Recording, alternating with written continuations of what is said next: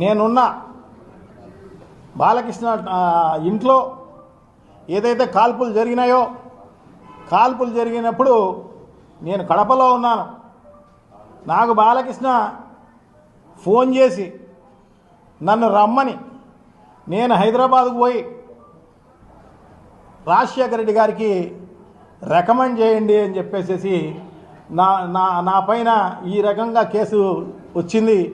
So నేను జైలుకు పోకోకుండా నన్ను కాపాడమని చెప్పేసి ఆయన నన్నే రిక్వెస్ట్ చేయడం జరిగింది.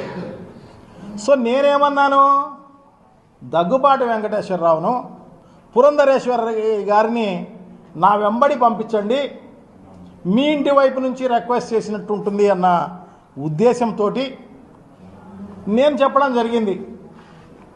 సో వాళ్ళు మళ్ళీ రాలే వాళ్ళు. ఇదే కాదు, నారా చంద్రబాబు నాయుడు గారు అయితే మరుసటి రోజు వచ్చినాడు, 3-4 రోజుల తర్వాత ఈ బాలకృష్ణన్ చూడనీకి.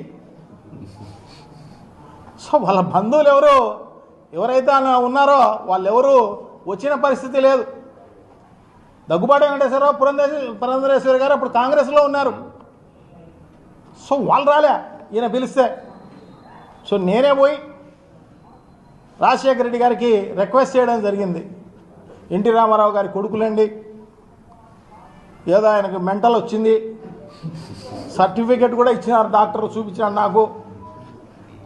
సో ఈ మెంటల్ వచ్చిన దాంట్లో భాగంగా ఎవరినంటే వాళ్ళని కాలుస్తున్నాడు. సో ఆ రకంగా కాల్ చేసినాడు తప్ప నిజంగా మంచివాడే అతను, ఉద్దేశపూర్వకంగా ఏం కాదు అని చెప్పేసి పాపం మేము అతని గురించి రిక్వెస్ట్ చేయడం జరిగింది. రిక్వెస్ట్ చేస్తే ఇమ్మీడియట్గా పాపం రాజశేఖర రెడ్డి గారు స్పందించడం జరిగింది. దాంట్లో ఇమ్మీడియట్గా అరెస్టులు ఏమీ చేయబాకండి అని చెప్పేసి ఇమ్మీడియట్గా పోలీస్ అధికారులకు చెప్పడం జరిగింది.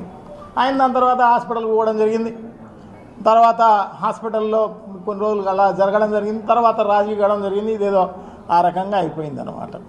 సో అంత మేలు చేయడం జరిగింది. అది కూడా మర్చిపోయి ఈ రకంగా జగన్మోహన్ రెడ్డి గారి సైకో ఏందండి. జగన్మోహన్ రెడ్డి గారు ఒక దార్శనికుడు, ఒక దూరదృష్టి